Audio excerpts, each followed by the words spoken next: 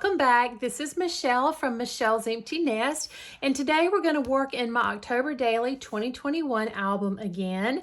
We will be working on day 7 and 8, and both of these are just single page layouts. In the last video, I did a double page and a single page because there are some extra pages, how many times can I say pages, in this notebook. It is a Heidi Swapp Storyline Chapters notebook, and I really enjoy working in this size and kind of not having the rings in the pockets. So I am having a great time with this album. I'm loving all the bright, bold colors.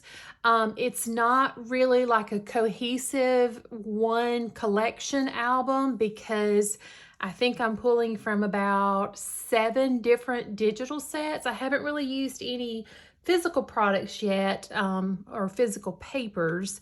It's all been digital, and I'm really loving that as well because, you know, there's so much less expensive, and then you can just print over and over. You can resize and do what you need to do with them. And so I have really enjoyed working with the digital papers this time. And I'm sorry y'all are still having a look at my big ugly bruise from my sedation IV. It's been a week and the thing is still there and getting uglier and uglier, but hopefully it will hurry up and go away. Also, if you hear any four-wheelers in the background, I'm sorry, they are going up and down the cul-de-sac.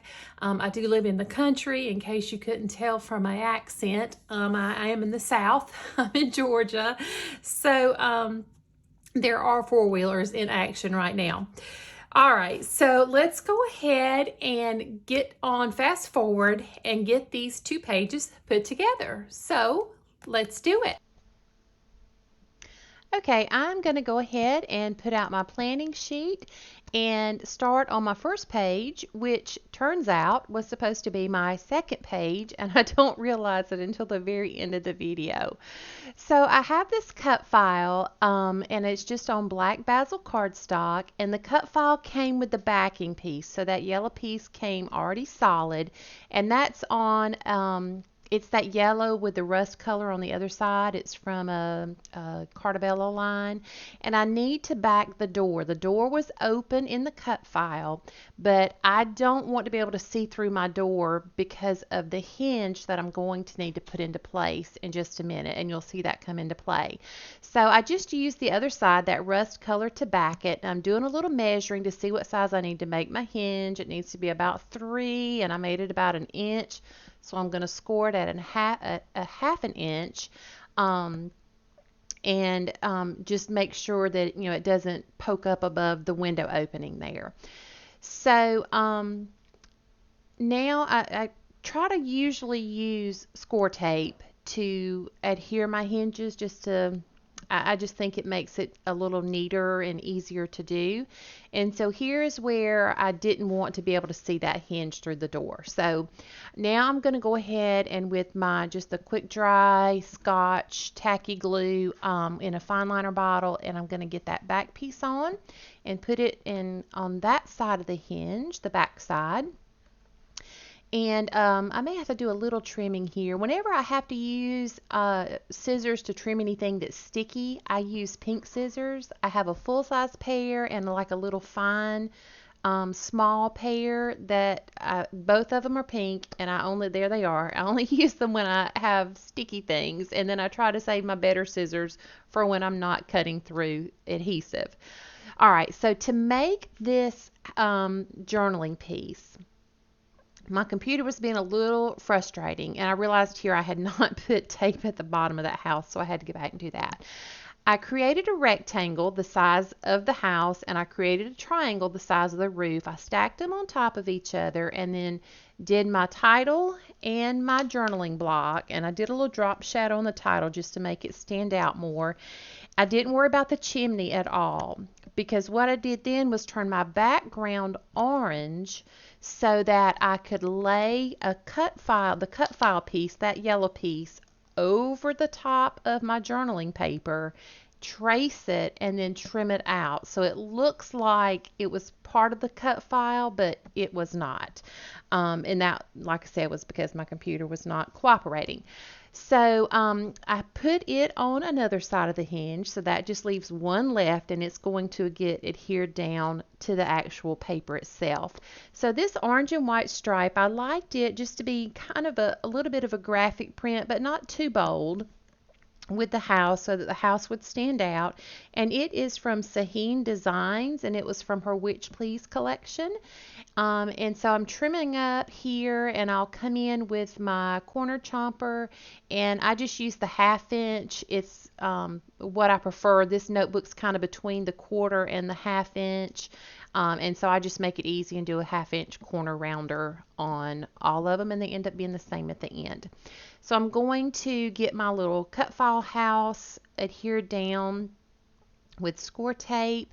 And this time I'm going to leave the bottom empty purposefully for just a minute. I want to get all these on, and then I want to get 2 pieces really close down to the bottom where that moving is going to be happening. So I'm going to come back in there with some score tape and then get that adhered down in place. And I always use these tweezers almost anytime I'm adhering anything down. I don't have little bitty hands, as you can see, and I just feel like just have more control and can see better when I use my tweezers. The door was catching a little bit, so I just cut a tiny little sliver off to give it a little more room. This washi tape would not cooperate with me, so I had to go get some more because I'm trying to use that tiny little black piece to cut out a 1/2 inch circle. You see that circle punch, and it's just a hack to fold the washi tape over it when you can't get your fingers or the piece is too small, to actually work properly in the hole punch. So I wanted that little circle to put over. There was a little actual doorknob hole cut in the door from the cut file, and then just put that little Simple Stories enamel dot on there. And I thought the orange and the green and the yellow kind of all worked well together for Halloween colors. And then I'm putting a Velcro dot up at the top so that the house will stay closed. And then I am going to move on to the next one, which was supposed to be prompt 7, and now it's 8. Oh wait, sorry. Nope. I decided I wanted to put Boo inside the door, so I had these old Kelly Perky stickers. And I kind of like that little funky font that they were in, and I thought the white was good. It picked up the white in the paper and was a good contrast against that rusty color. So then I'm going to go ahead and move on to A Perfect Fall Evening. And I loved this moon paper for that. These papers are from Tracy Reed's Harvest Moon collection. And I also wanted to use that plaid with it. I just liked the way they looked. I color picked for my rectangles and my journaling from the butterflies. I zoomed way in and picked a couple of pixels that I liked. And I took it off and did my little version of messy stitching around there. No distressing on this one. I didn't feel like I had left myself enough room on the I should have either made the picture a little smaller or the plaid piece a little bigger. And I just, love having that texture on there when I can do the distressing, the stitching, or both. And then I'm going to adhere the picture after I get this little trim work done and do the corner rounding again. And I just thought, this picture with the feet propped up with cozy socks by the fireplace just, kind of spoke to what a perfect fall evening would be like for me. And then I'm going to turn my attention to numbering. And so if you've been watching, I've used these little clear circle number stickers. I put them all on white cardstock and used a 0.75 inch hole punch to cut them out so they're all ready to go. And then I run them through my Xyron machine when I get ready to use them so that I don't have to worry about putting adhesive on those little bitty circles, and they're nice and sturdy. So I picked this green one that kind of tied in with the doorknob on that circle sticker. These are from the Reset Girl from a long time ago. And then I end up with a pink and wood grain for this one, and that finishes us up. So catch the end for some close-ups as well as over on Instagram.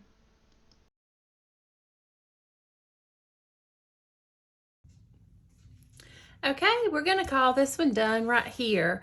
So of course this is one that I did in the previous video. So starting with today, number 7, I wanted to do more of a haunted looking house, but a lot of them were very intricate and wonky and weren't really going to be able to flip like I wanted it to. And they had trees and bats and things kind of hanging out the side. So I just went with just a simple house, but put it in black. And I like how that turned out with a little flip, just to be something a little different. And this is something that if I go back and search deep in my unorganized photo boxes, you know, I could find some photos, but for this album, I'm not really concerned so much about that. I'm just wanting to more focus on the stories and the memories. I am making the, I think the class starts in a couple of days, the Heidi Swapp Haunted Mansion little interactive book. I have joined that class and bought the kit and the things that she recommended. And in that book, I want to go back and like pick some of my favorite Halloween photos from previous years and use those in that book. So they'll be kind of in a couple of places, like a story here and maybe more photos there, but I'm okay with that. That makes me happy and I'm fine. So I like this one. And if I did not say, this one was by, you know what? I put these backwards. I just looked over there at my notes. That's okay. These 2 pages look way better than this page and this page would have looked. So these were papers, or this was a paper by Saheen Designs from Witch Please. And then this is just black basil cardstock. And then this orange with the yellow on the other side was from Cartabella, probably like one of the fall market lines or something like that. And I think probably in the voiceover, I tried to explain how I did this to you. Okay, so what was supposed to be number 7 is number 8, and it is a perfect fall evening. And so I just found this photo that kind of represented that mood and feel for me. And these papers came from Tracy Reed from the Harvest Moon collection. And I just thought the moons were perfect for talking about a fall evening. It's kind of a romantic looking paper. It's soft, and I liked the way it looked, and I thought it worked well with this prompt. And then I brought in that little bit of plaid, just to kind of break up the white edge from some of these lighter colors on the moons. And I just picked my colors from different spots. I got in really close. I think I picked both these pink colors from the butterfly. And so I like how both of these came together. So I appreciate you stopping by today so much. It means more to me than you will ever know. If you enjoyed this video, I would appreciate a thumbs up down below. And if you haven't already subscribed to my channel, I would like for you to do that and become a part of my little YouTube family. So you can also follow me over on Instagram. I always include some close-up shots at the ends of the videos, and they're also over on Instagram. Any journaling is there, and a close-up shot where you can read it there. And I share a lot of different things over there that don't make their way to YouTube. So I will see you in the next video. Things are linked below. I forgot to say that last time. I have a lot of products and digital products and other channels and things linked below. So make sure you check that out. If you have any questions, let me know. And tell me, do you have a favorite family Halloween tradition that you are currently doing with your young children or grandchildren, or maybe something you did in the past? So let me know that in the comments. And until next time, Take good care of yourself. Do something good for yourself. And I will see you soon. Bye-bye.